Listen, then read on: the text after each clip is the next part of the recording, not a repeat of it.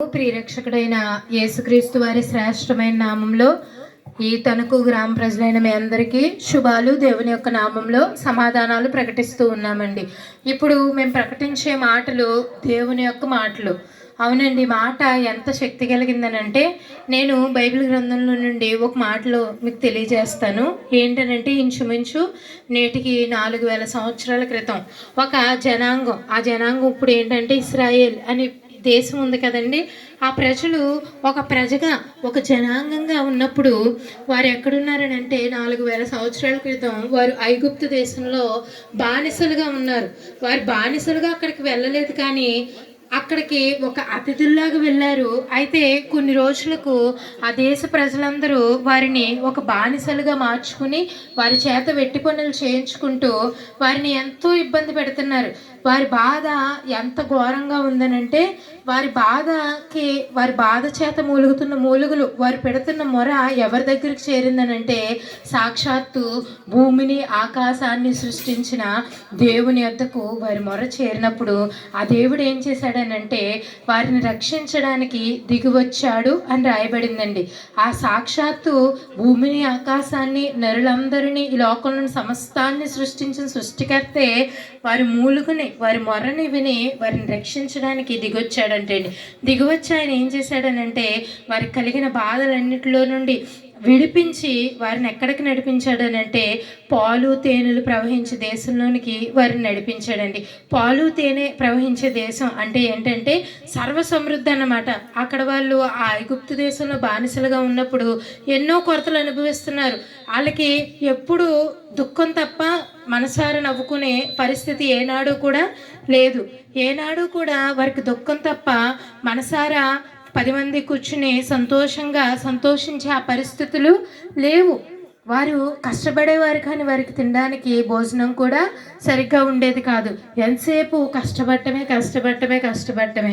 అయితే ఇలాంటి పరిస్థితి నుండి దేవుడు ఎక్కడికి నడిపించాడనంటే పాలు తేనె ప్రవహించే దేశం అంటే ఆ దేశంలో సర్వసమృద్ధి, వీరికి చక్కగా ఆ సమృద్ధికరమైన దేశం అన్నమాట. సంతోషాన్ని ఇచ్చే దేశం అంటే ఆ దేశంలో పంటలు సమృద్ధిగా పండేవి, అన్నీ కూడా ఎంతో సమృద్ధిగా వీరు ఉండడానికి కానీ ఎంతో సమృద్ధి అయిన దేశానికి దేవుడు వారిని నడిపించటమే కాదు ఆ దేశాన్ని వారికి స్వాస్థ్యంగా ఇచ్చాడు. స్వాస్థ్యం అంటే ఏంటంటే ఎప్పుడు వారు అక్కడే నివసించేలా దేవుడు వారిని స్థిరపరిచాడు అన్నమాట.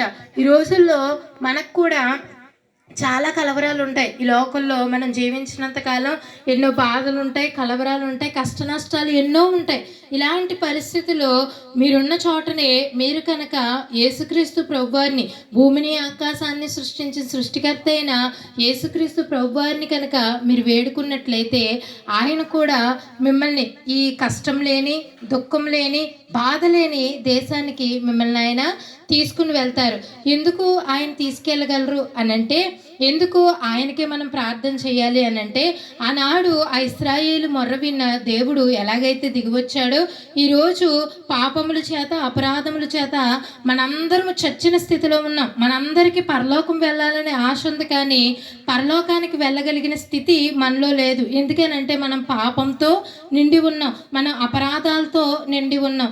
కాబట్టి మనం పరలోక రాజ్యం వెళ్ళడానికి అవకాశం లేదు. కాబట్టి దేవుడే మనందరినీ ప్రేమించి మనందరినీ పరిశుద్ధపరచడానికి, పవిత్రపరచడానికి 2000 సంవత్సరాల క్రితం మనుష్యునిగా ఈ లోకానికి వచ్చి 33.5 సంవత్సరాలు ఈ లోకంలో జీవించి మనందరి పాపాల నిమిత్తం ఆయన రక్తం కార్చి ప్రాణం పెట్టి మనందరినీ విమోచించాడండి.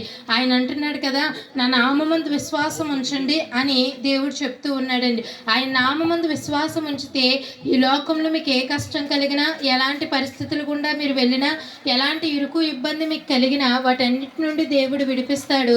అంతేకాదండి, నరకంలో యాతన పడే ఆ స్థితి నుండి దేవుడు మనల్ని విడిపించి నిత్యము యుగయుగాలు ఆ ప్రజల కనాన్ దేశానికి ఎలాగైతే నడిపించాడో మనకి పరమ కనాను అనబడుతున్న ఆ పరలోక రాజ్యానికి దేవుడు మనందరినీ చేరుస్తాడండి. అక్కడ ఎప్పుడు ఏడ్చే పరిస్థితి ఉండదు, అక్కడ కన్నీరు ఉండదు, దుఃఖం ఉండదండి. అక్కడ యుగయుగాలు దేవుని యందు మనం సంతోషిస్తూ ఉంటామండి. అలాంటి స్థితి మీరు కావాలని ఆశ కలిగి ఉంటే ఈ లోకంలో కూడా మీకు నెమ్మది సమాధానం కావాలంటే యేసుక్రీస్తు ప్రభువారు మాత్రమే దాన్ని మీకు ఇవ్వగలరు. కాబట్టి మాట యందు మీరు విశ్వాసం ఉంచి మీరున్న స్థలాల్లో ప్రార్థించగలిగితే దేవుడు తప్పక ఈ ఆనందాన్ని సంతోషాన్ని మీకు అనుగ్రహిస్తారు. అటు కృప దేవుడు మీకు దయచేయునుగాక. ఆమేన్.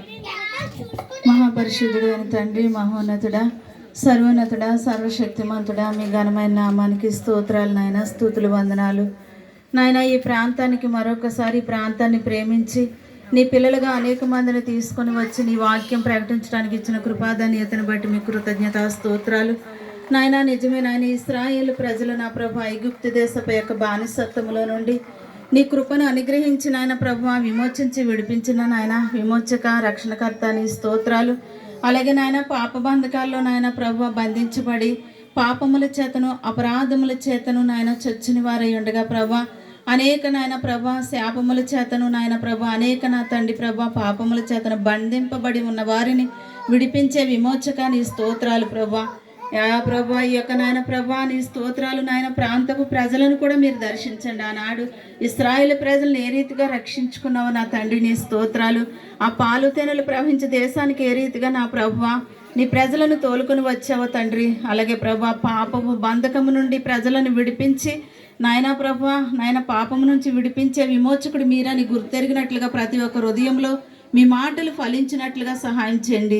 ఆ నరకం నుండి తప్పించి నాయన ప్రభా పరలోక రాజ్య వారసులుగా నాయన ప్రభా సిద్ధపరచండి దేవా నీ స్తోత్రాలు నాయన. పరిశుద్ధుడా నీకు వందనాలు స్తోత్రాలు. ప్రతి బంధకము నుంచి విడిపించి నాయన నిత్యరాజ్య వారసులుగా నా ప్రభా అయ్యా నా తండ్రి నాయన హక్కు సంపాదించుకోవాలంటే నీవే మార్గము సత్యము జీవం అనే సత్యాన్ని ప్రతి ఒక్కరు గుర్తెరిగినట్లుగా వారి హృదయాలు తెరిచి నాయన నీ వాక్యము ఫలింపచేసి రక్షించి కృప చూపించుమని యేసు పరిశుద్ధ నామన స్తోత్రాలు చెల్లించి వేడుకొనుచున్నాం తండ్రి. ఆమేన్.